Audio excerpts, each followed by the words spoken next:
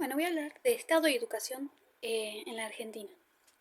Bueno, para empezar puedo decir que política y educación siempre van de la mano, no porque la política asegure, digamos, la educación, sino porque la educación siempre se ve afectada, digamos, por la política y por los gobiernos del momento.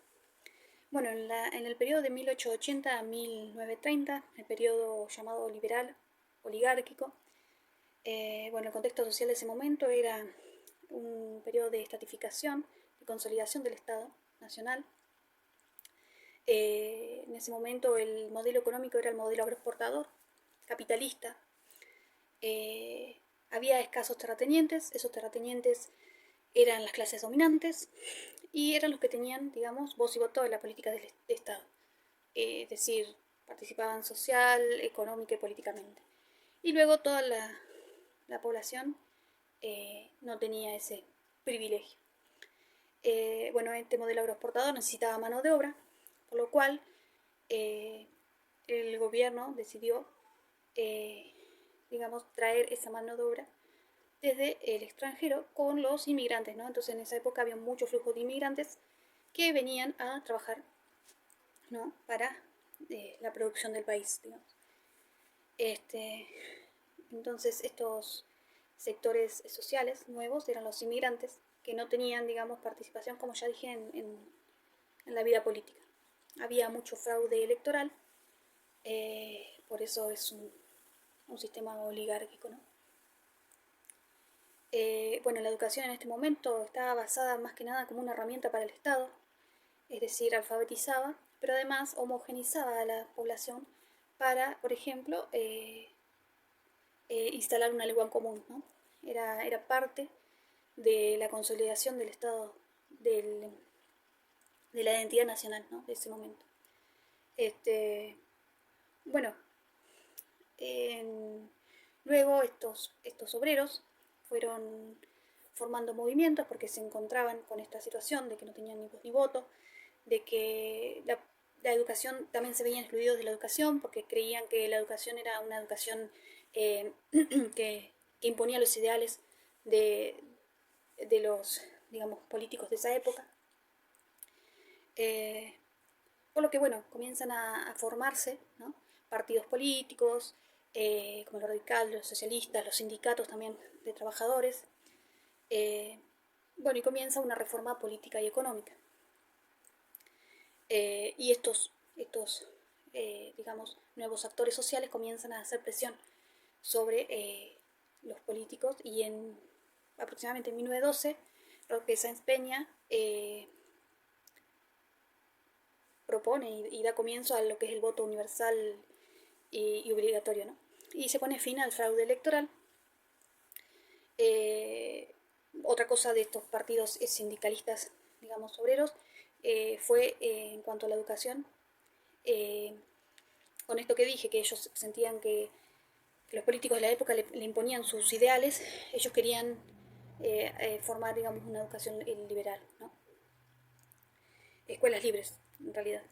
Eh, y esto tomó fuerza en un momento, pero luego ya estas fuerzas decrecieron. Por 1916 a 1930, en medio de digamos, gracias a las votaciones que ya se podían hacer, entra al poder la Unión Cívica Radical y pone fin al gobierno oligárquico y comienza el Estado Liberal Democrático. Bueno, a partir de 1930 comienza el Estado social, benefactor, en 1930 a 1970 aproximadamente. En este periodo está la crisis del 30, ¿no? Con la Primera y Segunda Guerra Mundial, y lo que hace es que el modelo agroexportador ya no tenga vigencia, porque no hay más, digamos, no se exporta más materia prima, ¿no? Que antes era la principal, digamos, materia económica del país. Por lo que se abandona el capitalismo y se comienza el intervencionismo, comienza la industrialización y el crecimiento del mercado interno. El gobierno empieza a hacer, digamos, este papel benefactor, protector de los derechos sociales, se redistribuyen los recursos a favor de los trabajadores, los trabajadores tienen acceso a bienes que la sociedad produce. Y bueno, y con este cambio, digamos, en la política económica, lo que se produce es también un cambio en el sentido de la educación, que no solo como derecho, sino como capacitación, ¿no?, de mano de obra, para satisfacer las demandas nuevas, ¿no?, del nuevo mercado económico de la industria interna. Y bueno, y comienzan la formación para el trabajo, ¿no?, las escuelas fábricas, el saber hacer, las escuelas técnicas, las escuelas especializadas, etc. Y bueno, la educación dejó de ser vista como un gasto social y comenzó a ser vista como una inversión, ¿no?, desde el gobierno, digamos. Bueno, en 1946 llega el peronismo, y bueno, y hay un mejoramiento, ¿no?, en los derechos de los trabajadores, hay una implementación de las universidades públicas, ¿no? Luego viene el derrocamiento, digamos, del gobierno de Perón, y surge un Estado desarrollista. También es benefactor, pero se centra su acción en el desarrollo económico, digamos.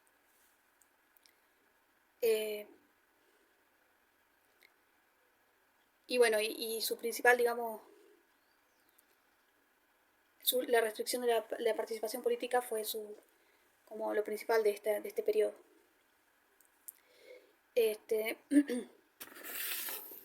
Y bueno, en este periodo aumentan las demandas educativas, pero el nuevo gobierno no pone muchos recursos para la educación, por lo que se ve deteriorada la educación en este momento.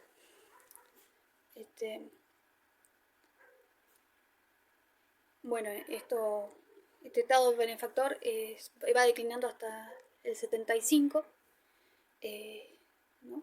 Ya luego viene el próximo, digamos, gobierno de facto, gobierno militar, que también, como el primer derrocamiento de Perón, lo que hace es producir más deterioro en la educación, ya que los gobiernos militares, con ese discurso, digamos, de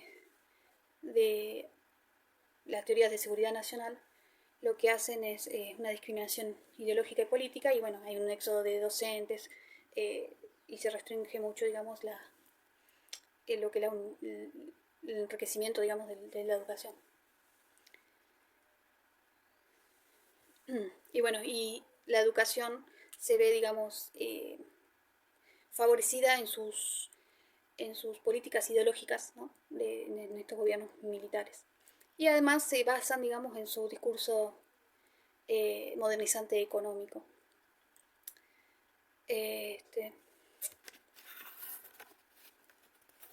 Y bueno, la educación cobra una modalidad disciplinaria. Pero como ya dijimos, empieza a deteriorarse.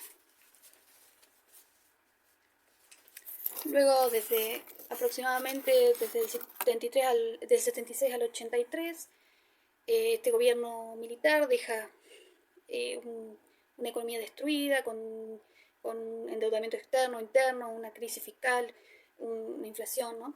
Ya luego comienza en 1983, bueno, el periodo de, digamos, el gobierno post-social o neoliberal, ¿no?, desde 1980 hasta 1990 aproximadamente. En 1983 toma el gobierno, digamos, es elegido Raúl Alfonsín en democracia, ¿no?, el primer gobierno democrático, luego de muchos años. Y bueno, digamos, pone mucho hincapié para revertir todos estos problemas económicos que tiene la sociedad en este momento, ¿no? La crisis de Estado, la baja en el crecimiento productivo, la baja de la inversión, la caída del empleo. Pero bueno, no puede hacer mucho, digamos, porque el país estaba muy deteriorado. Y bueno, en materia de educación, los principales objetivos fueron la transmisión de los valores democráticos, ¿no?,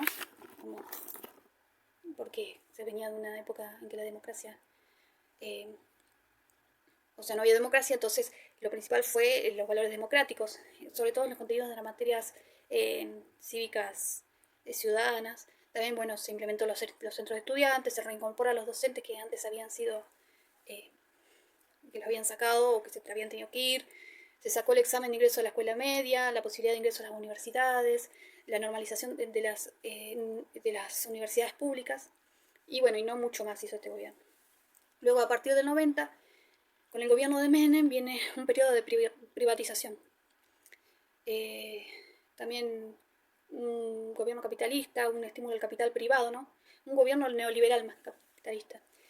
Primero la libertad del individuo y luego los derechos sociales. Bueno, es un modelo de acumulación y competitividad más externa que en el mercado interno. El principal objetivo era el equilibrio fiscal. Se reduce el gasto público y se aumenta la recaudación impositiva. Y bueno, y hay poca implementación en lo que es educación en esta época. Se ve afectada mucho la educación técnica, ¿no? Porque hay nuevos modelos, pero sin mucha contención en ese sentido.